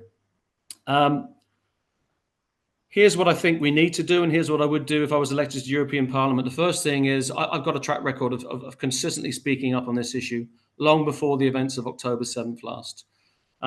So I would bring it to the fore as often as I possibly could, and I'd work to build the broadest coalition to insist on real sanctions against Israel. And let me be clear, I support boycott, divestment and sanctions. I do so because unfortunately I'm old enough to remember South African apartheid and how that was defeated. And the fact of the matter is those boycotts were an essential part of bringing that heinous regime down. So in terms of steps that I would support, well, you know, clearly we need to end the special trade deal with Israel, but let's be realistic. I don't think that's going to happen in the next parliament. And I think at that stage, as well as campaigning for it, we need to see our own state take action. I don't agree that Ireland can't take action on the Occupied Territories Bill. And interestingly, a former Attorney General, Michael McDowell, doesn't agree either. And let's be frank, how often do you hear a Shinner quote Michael McDowell in any kind of debate? There is an alternative view. And I'd also point to the fact that Belgium have passed their version of the Occupied Territories Bill. So we can take these actions. The political will is lacking at government level. We need to support John Brady's divestment bill and get that passed as soon as possible. We need a full arms embargo against Israel. Now, in the heat of this campaign, I still took time last week, and I just about managed to get up to Dublin to take part in the arms embargo bill debate and to call clearly for the government not to delay the bill. Really cowardly action on the part of Fianna Fáil, Fine Gael, and the Greens to delay Alice Mary Higgins' excellent arms embargo bill. And I voted in support of it because I just thought it was a really important step that we could take. What else do we need to do? We need to end the US military use of Shannon. And again, let me be clear, this is not something I've started talking about since October 7th. If you speak to the people in Shannon Watch, they'll tell you I've been attending their protests for the last decade. I'm entirely opposed to US military use of Shannon. And we need to be 100% forthright on that, not just because of the evils being perpetrated now in occupied Gaza, but all of the wars that we've helped to sponsor and support through Shannon over the last 20 years. We need to expel the ambassador. It should have happened months ago. I believe in diplomacy as far as we can go, but when you have an ambassador of an apartheid state, you need to send that the clearest message to that state that we don't accept them as a normal state. It horrifies me that I still hear people refer to Israel as a democratic state. In fact, if you go back to the debates immediately after October 7, it took a full 2 months before anyone on the government benches would actually use the word condemn, even though the genocide was ongoing. And of course, you'll also remember that we had Fianna Fáil invite the Israeli ambassador to their Ardèche, even as the genocide was unfolding. So we just need to call out this hypocrisy.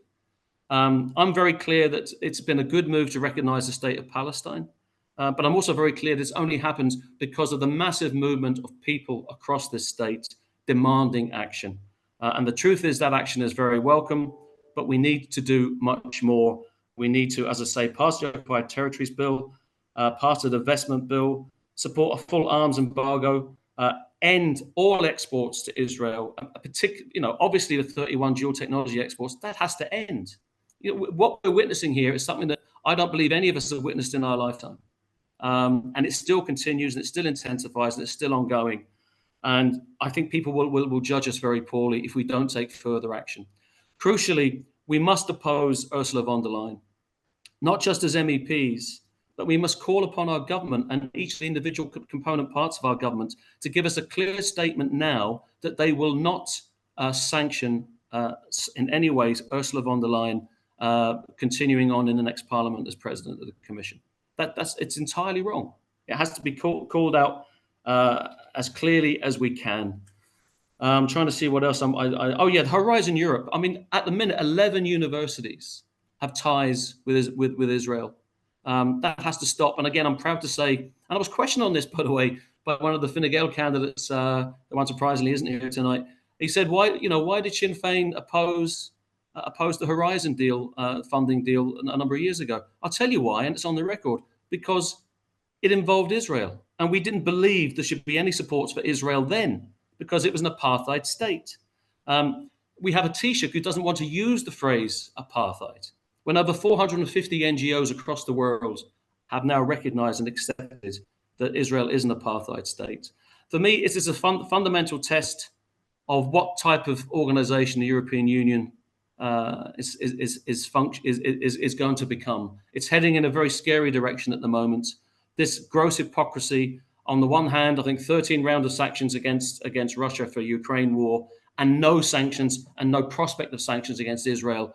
We need to call that out, and we need MEPs who will call that out, and we'll work with others to build this biggest coalition that we can to demand action, and of course to coalesce with people across Europe who we can see demand action, and particularly our trade union movement. I'm a proud trade unionist. That's my background. That's how I ended up in the Shannon.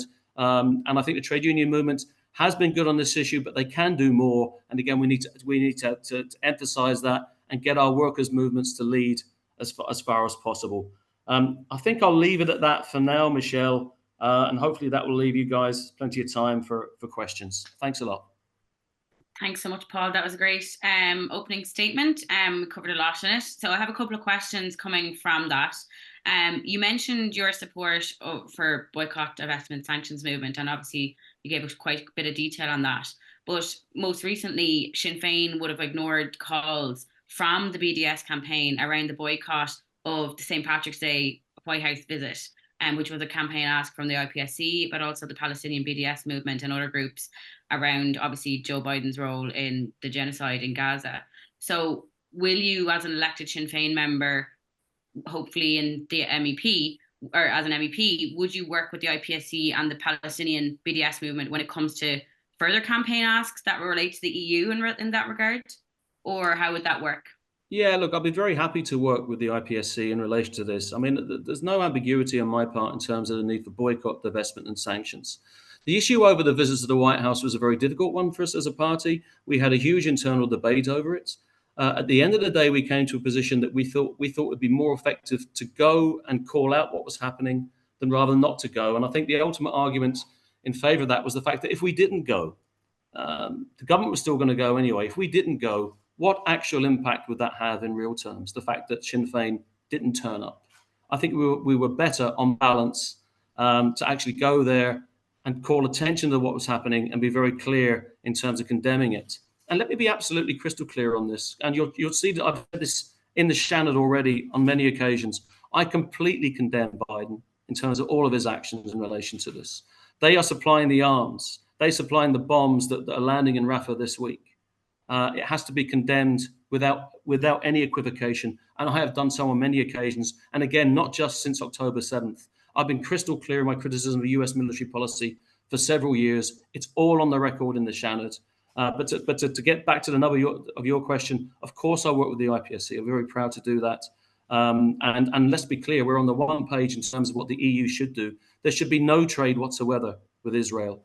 That is the only decent, honourable position to take in terms of the genocide that continues apace at the moment in Gaza. Thanks for that, Paul. You also mentioned, and some of the attendees have mentioned it as well, that you reminded them that Fianna Fáil had brought the Israeli ambassador to their Ardèche. We all know that Sinn Féin welcomed the Palestinian ambassador to Ireland to their Ardèche as well. They're seen as a representative of the Palestinian Authority, who obviously govern the West Bank mostly. But given that Hamas are governing Gaza, would you also work with them in progressing the cause of Palestine if elected to the EU? So here's my position on Hamas. I mean, I'm going to be very frank with you. I don't like Hamas as an organization. I don't like their ideology. But we know from our own peace process, and we know from successful peace processes around the world, that dialogue is essential. And our position as a party is that we will talk to anyone in the cause of peace. As simple as that. And also, to be very clear on a separate but related point, we can't on the one hand say that Ukrainians have the right to defend themselves, and on the other hand say that Palestinians don't have the right to defend themselves. Palestinians have the right to defend themselves against the illegal occupation which is ongoing and the genocide which is ongoing. Thanks for that, Paul. You mentioned your work in trade unions, and we did have a question earlier that I'm going to ask of you as well. And it's around what can people in education institutions do, maybe through their trade union or through groups, in order to obviously build support for Palestine, in your opinion? I think what they need to do, I mean, look, trade unions at their best, and they were at their very best during the apartheid South Africa campaign, need their activists to actually, get resolutions tabled and passed at their annual conferences to ensure that there are boycott policies in place, and then support their members, their workers actively when they take action based on the democratic decisions of their trade union. And I think that's where the space is. I mean, look, I've got lots of colleagues in the trade union movement who are really, really excellent on this and have been excellent for years in terms of international solidarity with the Palestinian people. But I think now is the time where we need that coordinated action from our trade union leadership, but more importantly from our grassroots activists in those unions as well, to get those motions down as soon as they can at conference level, to get them passed, and then to make sure that we put them into action. You know, I don't need to tell you guys, you know, you better than I ever will, but I remember it when the Dunstore strikers took action against South African apartheid, and the way it resonated around the world. And actually, I think that's why ultimately Ireland and indeed the EU adopted a final position of boycott of South Africa. So workers and trade unions have a key role to play. And I think what's important is, regardless of where we are on the left, that we work with our trade unions and encourage them to take further leading roles in this issue, so that we get real concrete actions taking place. Thanks for that, Paul. Another question that's come in as well. How can you work to uphold the international law and the European Parliament in relation to what's happening with Israel and Palestine? Well, to be frank, it's going to be very difficult. I mean, you've got to do, as Mick and Claire has done, in terms of calling out, first of all, what's wrong, what hasn't been happening. You've got to build alliances as best you can, because frankly, there haven't been that many people to ally with in the current Parliament. And I found the same experience in the Parliamentary Assembly of the Council of Europe. And at the same time, you've got to hold your governments back home to account as well, by consistently calling out their failures to take the required actions. But look, we're not in a good space. The European Union is not in a good space. The European Union is becoming an ever more militarized, centralized organization. And that's why I think it's more important than ever that in these elections coming up, that people vote for candidates who will stand steadfastly against that additional militarization, who will stand steadfastly against Ursula von der Leyen, and will consistently call for action to end the genocide and to end the occupation of Palestine. I think that's a key ask. We need to be absolutely clear that until such time as the illegal occupation ends, until such time as a meaningful peace process kicks in, there should be no trade, no support whatsoever. Israel should be treated as a rogue state and cut off from all sporting, cultural, and economic links. Thanks for that, Paul. I'll give you one last question that's come in from the attendees as well. So someone asks, do you support the two-state solution or free Palestine? What are your thoughts on that? I think my thoughts are very simple on this. I think it's up to the Palestinian people to tell us what it is they want. And right now there are different messages. The organization Fatah would still insist that a two-state solution is the way forward. I know there are other groups who disagree. I don't think my job is to prescribe what the solution is for the people of Palestine. My job is to offer them full 100% solidarity and encourage them to have a debate amongst themselves and come to their own, hopefully considered conclusion. There isn't agreement on that topic at the minute, but I'm not going to be in a position whereby I say, I know what's best for you. What we have to do is, first and foremost, give them full solidarity and support and work with them and encourage them to work together as well and to come to the best solutions in relation to that. So that's my position on that. Great. And I think we have time for one more, sorry, from you. Do you think Ireland and the EU is ready to damage its special relationship with the US for a free Palestine? Another one from an attendee. I think the people of Ireland are ready, 100%. I don't think this government is, and I don't think the EU are either. And I think what we need to do as MEPs is demand action, demand sanctions, and constantly point out the rank hypocrisy between what they say on the one hand in regards to Ukraine and what they say on the other hand as regards Palestine. We need the strongest voices to do that. And we need people who won't just do it, you know, when it's coming up to an election or when it might suit for a handy press release at home. We need people who are 100% committed to this. And I would just highlight the fact that for all of my years as a parliamentarian and years before that as a trade union activist and official, I have been 100% committed to the cause of Palestinian freedom, and I will never waver in that cause. Great, strong finish. Thanks so much, Paul. Thank you for your time and your thoughts. Thank you. I'm now going to welcome our next candidate up, MEP Grace O'Sullivan of the Green Party. So we'll just get her mic and camera started, and then we're going to give 10 minutes for an opening statement to hear her thoughts on Palestine and how she can work towards that in the EU. Michelle, look, thanks a million for the IPSC for the invitation, and I just wish all the candidates were here. And I just want to be really frank in what I've been doing as a member of the European Parliament, because when I was elected in June of 2019 and went over to Brussels, like I immediately went on to the delegation for relations with Palestine, and I've been a full member of that delegation for the full 5 years, and I've been the only full member Irish MEP, full member of that committee for 5 years. And I just want to say that in the 5 years, and I attended regularly meetings in the Parliament where we met with Palestinian civil society, we met with journalists, academic, with UNRWA, with Francesca Albanese many times, with the EU mission to Palestine. Like, you know, you name it, we met as many groups and Palestinians as possible. And I rarely saw other Irish MEPs. And the only one I can say I ever saw at a meeting, and he was a substitute member, was Chris McManus from Sinn Féin. So I just want to make it really clear tonight, when we're hearing all the voices of all of the MEPs, that really, and I said this directly to Mick Wallace just a few weeks ago, like really, you know, where were we all working as Team Ireland out there for the Palestinians over the last 5 years? So this sometimes it makes me frustrated and angry to have to say that, because I mean, look, the 7th of October is, you know, it's a date we will never ever forget. But the situation, as others said, dates back to maybe 1916, 1948, the Nakba, 1967 borders, you know. So these, we're all aware, we are all aware that the situation facing Palestinians has been going on for a long, long time.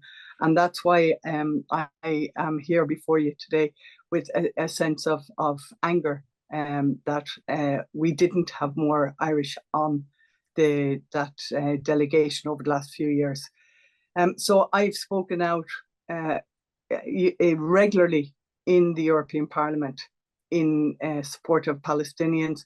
I've spoken out in relation to an EU arms embargo. I've spoken out long before the 7th of October, calling for an EU-Israel association, the trade agreement, to be reviewed. And anyone who wants to see that can check that. It's on my record. And the other thing, when I was in the Seanad, so I was elected, Michelle, as you know, in 2016 to Seanad Éireann, and I was part of the civil engagement group in the Seanad, and that was with Lynn Rowan and Frances Black and Alice Mary Higgins and some others. And I co-sponsored the Occupied Territories Bill with Frances Black. And I'm very happy to say that since being elected in 2019, and it seems like a long time ago now, but since then I've hosted Frances Black, her visit to the European Parliament back in 2020, where she came over and we organised for Frances to sit in front of other MEPs and to explain about the Occupied Territories Bill. So also I've worked, I know many of you here are deeply engaged with the Palestinian situation and will remember Shireen Abu Akleh. And Shireen was the Al Jazeera journalist who was murdered by Israeli forces whilst wearing her blue jacket. So she was clearly a journalist, she was targeted and she was murdered. And since her murder, I have been to the West Bank. I have been on the street where when they were bringing her cortege, the funeral procession where it was attacked. And I've spoken out in you know, just at my absolute horror at what happened to Shireen Abu Akleh. And I spearheaded her nomination, so Shireen's nomination, to be awarded the Sakharov Prize for Freedom of Thought in 2022 in the European Parliament. I invited her colleagues to the European Parliament in Strasbourg, and I sat with her niece, Lina Abu Akleh, who joined us to honour Shireen's work and legacy. And Shireen is just one journalist, but we know many, many, many journalists have been killed, targeted and killed by the Israeli forces since the multiple wars have taken place over many years and decades now. The other thing I have done is I have called for the European Commission to suspend the EU-Israeli Association Agreement, and I've called for the Israel's participation in the Horizon Europe project to be stopped at the moment, but at this time. But earlier I was calling for it to be reviewed.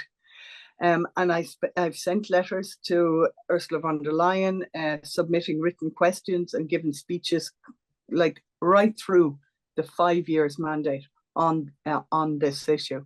I've also been vocal in opposing Israel, Egypt, and the EU's memorandum, the MOU, the Memorandum of Understanding, allowing Israel to export LNG, liquefied natural gas, to the EU in search of alternative sources to Russian gas. And Michelle, when you started this debate at 7 o'clock, and I joined at 7 because I wanted to hear everyone's input, because it's such an important issue for me.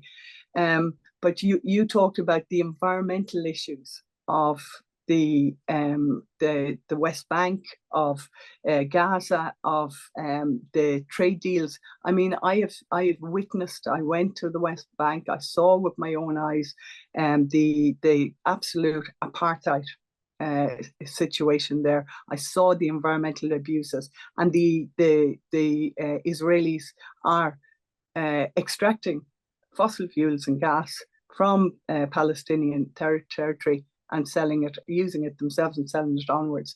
But I mean, it's just, I wanted to go there and bear witness, see with my own eyes, meet families, meet Palestinians, hear their stories, listen to them to try to see what kind of solutions would they be thinking of. Now, this was before this, that was in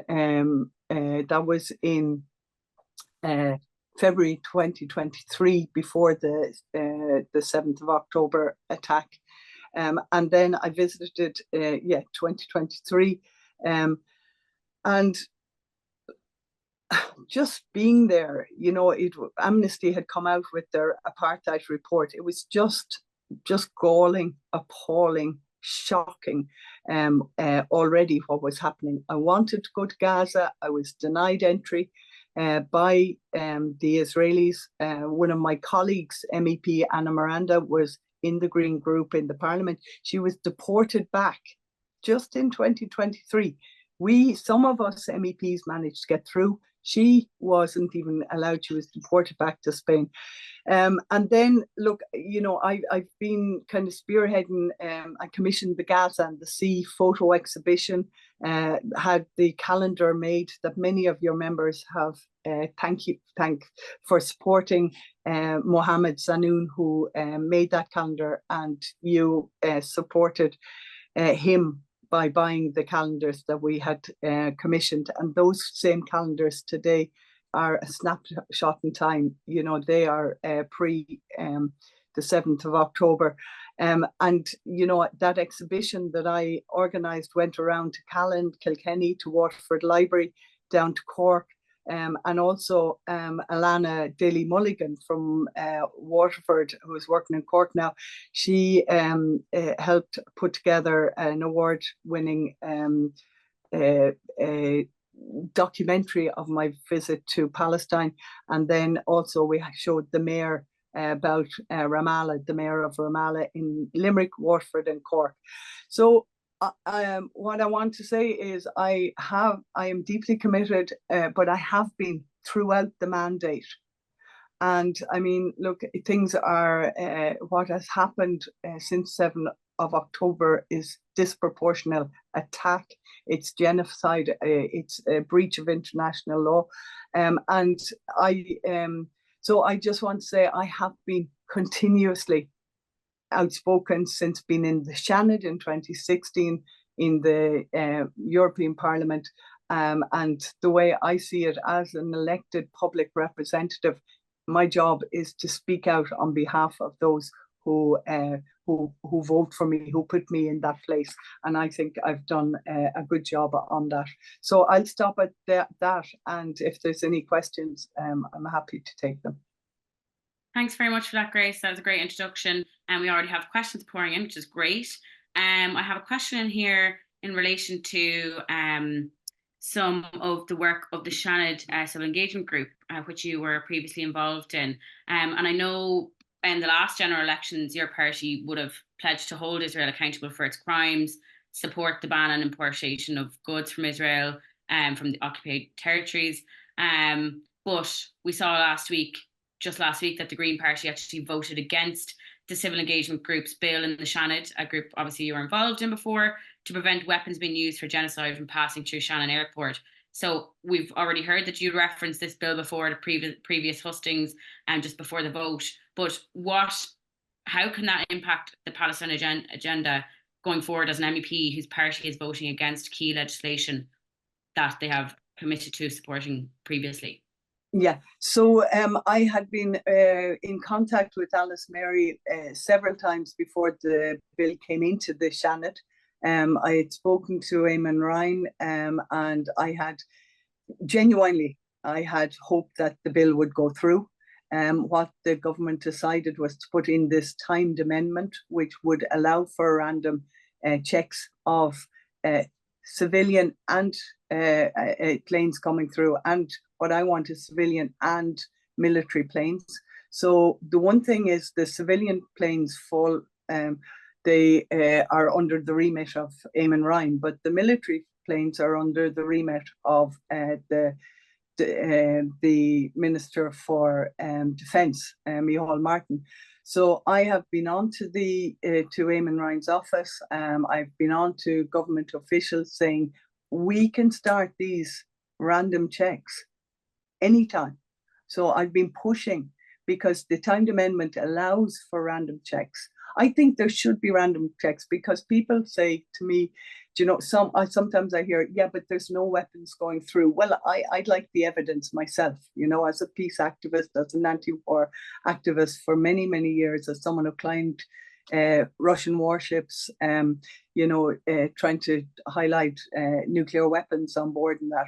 So I am still pushing, and I am asking and actively for that timed amendment to start ASAP and start the random checks. But the one thing I have to say, Michelle, and this was really important for me, is that I also, in the Parliament, as an MEP, as an active MEP, working for 5 years on that delegation for relations with Palestine, like I called for an EU-wide arms embargo on weapons going to Israel. And that's something that if and when I go back into the European Parliament, and with the, I never feel I'm working alone there, with the support and with listening and hearing what people are saying on the ground, and push back in on every country, regardless, that we in the EU must push for that EU-wide arms embargo. And then just to say as well, from an Irish perspective, and I know the others who have spoken here this evening have said, I mean, I spent a lot of time overseas over my life.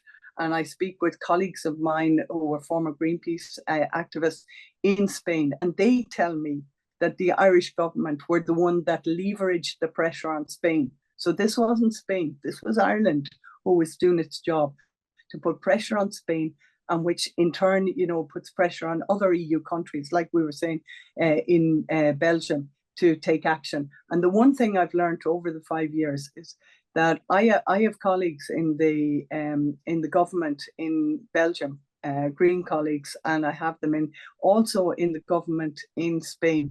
And you know, anyone listening here knows that you have to network, you have to work together, you have to find ways, and you have to keep pushing. And that is the way I see myself. I see myself as like just pushing and continuously bringing up issues, speaking the truth. It mightn't always be popular, but having gone to the West Bank, having sat with families in the South Hebron Hills who had their their son killed by settlers trying to move on into them, having walked into where settlers are living, in defiance, to see the absolute contrast between where the Palestinians are living in the West Bank in Bethlehem and the conditions that the settlers, it really it's such it's a massive apartheid again and again and again. Yeah, absolutely. And you touched on the environmental abuses that is happening both right now, particularly, and you mentioned that. But I wonder, how would you work to combat that essentially ecocide that's being committed in Palestine at the moment? Yeah. And one of the attendees has actually mentioned that, in regards to fossil fuels, the EU Greens group that you're involved in have actually agreed to subsidise LNG trade as well. So maybe if you could address that too. Well, let me say that I was the lead negotiator in the European Union on the Environment Action Programme to 2030. And in that, we got legislation to say that we want to stop the any public monies, so going to fossil fuel, subsidizing fossil fuels. So any company, any country should absolutely not receive one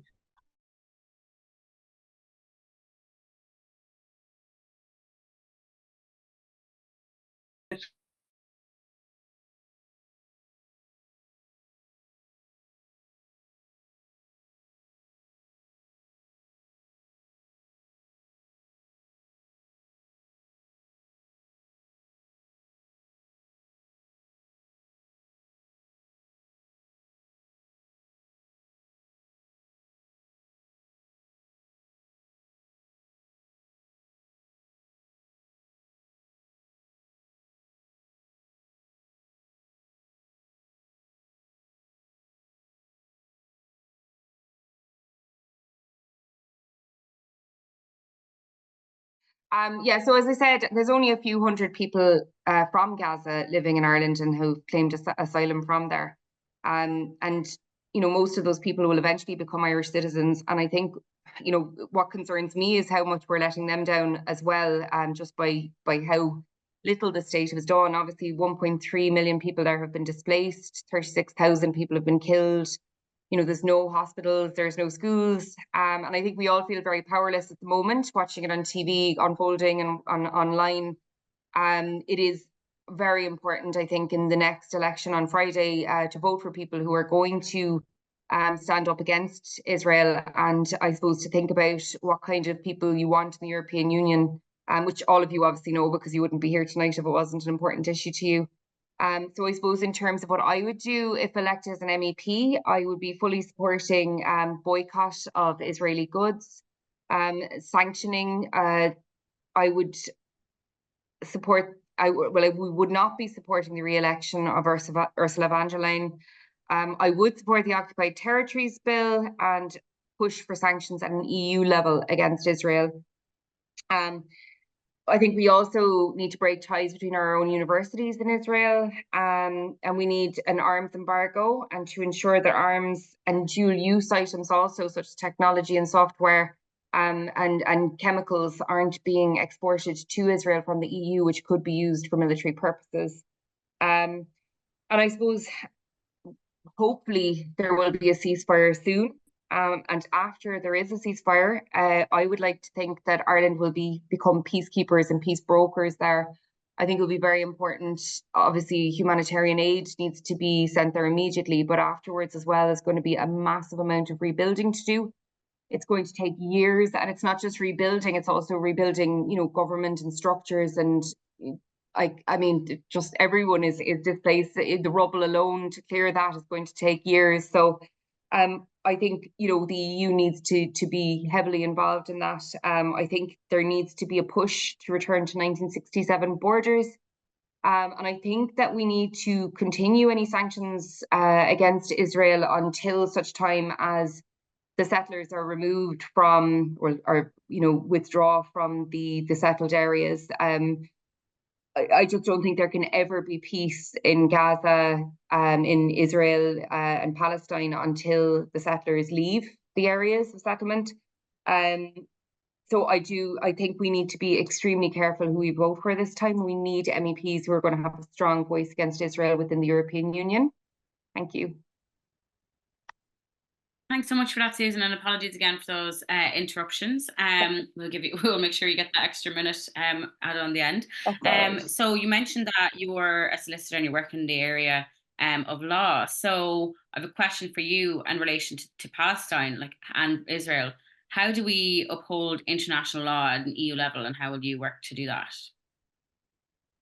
It's very difficult at the moment because obviously there's breaches of all different international laws going on at the moment in Gaza. I mean, we have breaches of the Geneva Convention, potential genocide, crimes against humanity.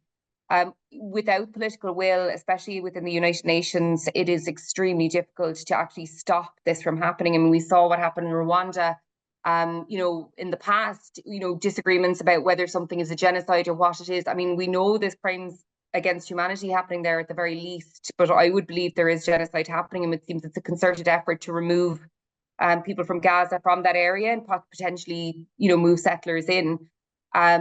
It is extremely difficult without political will to actually get anything done or to change anything. So we just have to have people within the European Union pushing against the US and pushing for sanctions both in Ireland and at an EU level.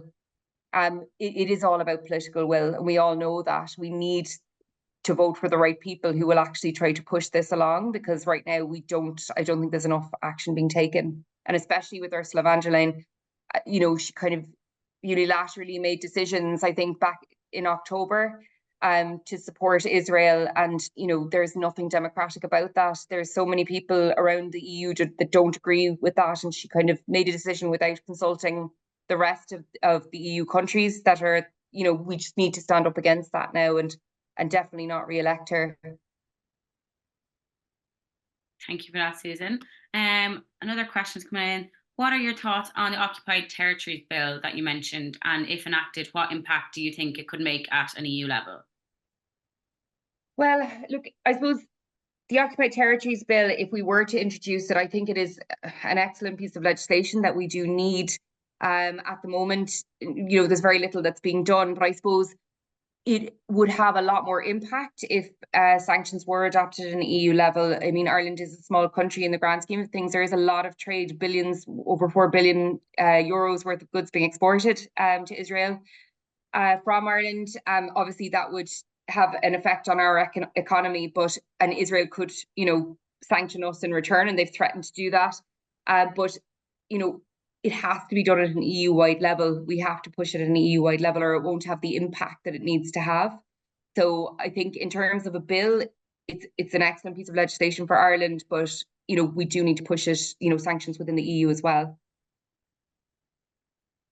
Great, thank you for that. And you obviously spoke a lot about your experience with supporting people with asylum processes coming from Gaza. We've mentioned before here that, you know, at the moment there is a vast program to receive Ukrainian refugees. Yes. Would you support a similar program for Palestinians, or what would your approach be there to solve that issue? Well, there's been a lot of different programs over the last few years. You know, obviously with Ukraine, I think it was the most liberal in terms of any type of refugee program. It was basically saying, you know, anyone can really enter the state and live here and be supported to live here. Prior to that, there was the Afghan admissions program. So that involved, you know, if you were resident in Ireland, you were allowed to invite up to 4 family members from Afghanistan to come to Ireland to live with you. That programme commenced a few months. At EU level, I would definitely oppose, I suppose, ending our neutrality essentially, and I would be looking for an opt-out for Ireland in any defence pact. I suppose we've always been peacekeepers. We've worked really well in Lebanon. We've worked in the DRC very well as peacekeepers. We have an incredible history of peacekeeping, and I think our history in the north as well means that we could be very good peace brokers. And so I have a question for you in relation to Palestine, and Israel. How do we uphold international law at an EU level, and how will you work to do that? It's very difficult at the moment because obviously there's breaches of all different international laws going on at the moment in Gaza. I mean, we have breaches of the Geneva Convention, potential genocide, crimes against humanity. Without political will, especially within the United Nations, it is extremely difficult to actually stop this from happening. I mean, we saw what happened in Rwanda. In the past, disagreements about whether something is a genocide or what it is. I mean, we know there's crimes against humanity happening there at the very least, but I would believe there is genocide happening, and it seems it's a concerted effort to remove people from Gaza from that area and potentially, move settlers in. It is extremely difficult without political will to actually get anything done or to change anything. So we just have to have people within the European Union pushing against the US and pushing for sanctions both in Ireland and at an EU level. It is all about political will, and we all know that. We need to vote for the right people who will actually try to push this along, because right now I don't think there's enough action being taken. And especially with Ursula von der Leyen, she kind of unilaterally made decisions, I think, back in October to support Israel, and there's nothing democratic about that. There's so many people around the EU that don't agree with that, and she kind of made a decision without consulting the rest of the EU countries that are, we just need to stand up against that now and definitely not re-elect her. Thank you for that, Susan. Another question's coming in. What are your thoughts on the Occupied Territories Bill that you mentioned, and if enacted, what impact do you think it could make at an EU level? Well, look, I suppose the Occupied Territories Bill, if we were to introduce it, I think it is an excellent piece of legislation that we do need. At the moment, there's very little that's being done, but I suppose it would have a lot more impact if sanctions were adopted at an EU level. I mean, Ireland is a small country in the grand scheme of things. There is a lot of trade, billions, over 4 billion euros worth of goods being exported to Israel, Palestine, Gaza, and Israel as well. So I think we need to maintain that position, and we're very strong in that position. Great, thank you for that, Susan.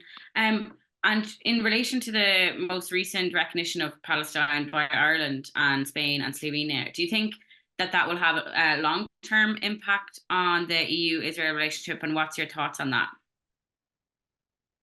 It potentially could have a long-term impact. I mean, I know, there is kind of threats that Israel haven't been very happy with Ireland recognising Palestine as a state. They've made various threats over the last number of weeks. It's not an EU-wide approach, though we seem to be very much disjointed in terms of the approach at an EU level at the moment. So I don't know the impact it's going to have on the EU as a whole. I think at the moment it's not going to have an EU-wide impact, but I do think the EU as a whole, if it can come together to sanction Israel, will have a massive impact, because I suppose in terms of trading, we're much closer in proximity than, say, the US would be to Israel. It would mean a lot more, I think, if the EU comes together to sanction Israel.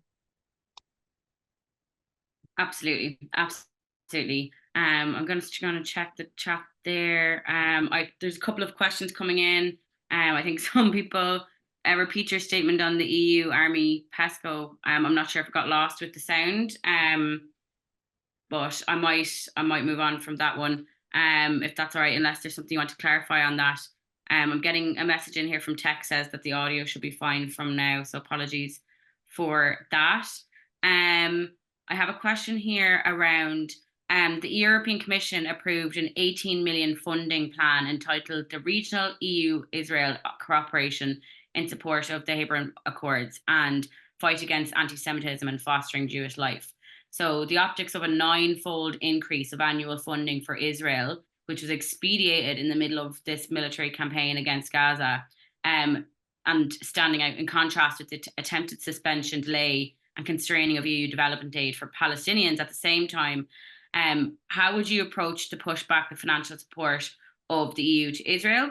And how do you envision the EU support in Gaza in the decades to come? Sorry, long question, but that's okay. Well, I mean, look, obviously, just in terms of what I've said already, we need to cut off all financial support to Israel until they cooperate, until the government, until a ceasefire is called, and until, I suppose, I would say even going further than just a ceasefire, I think it has to be until, there is a kind of a peace deal that it incorporates Palestine and, really, supports the two-state solution and the 1967 borders. So I think, sanctions should continue until Israel is respecting the rights of people in Palestine completely, until, the settlers have to realize, I think, that they need to move out of those settlements.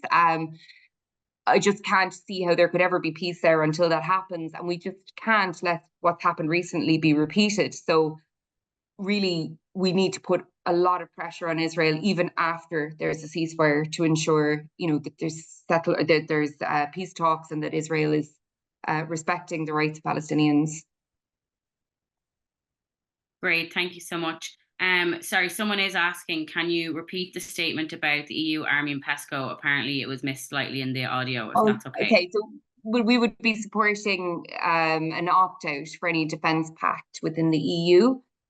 So there would be, we try to maintain Ireland's neutrality insofar as possible, but obviously we need to invest further in our own armed forces here. But in terms of an EU-wide pact, we would not be supporting a defence pact, and we would absolutely be pushing for an opt-out for Ireland in that.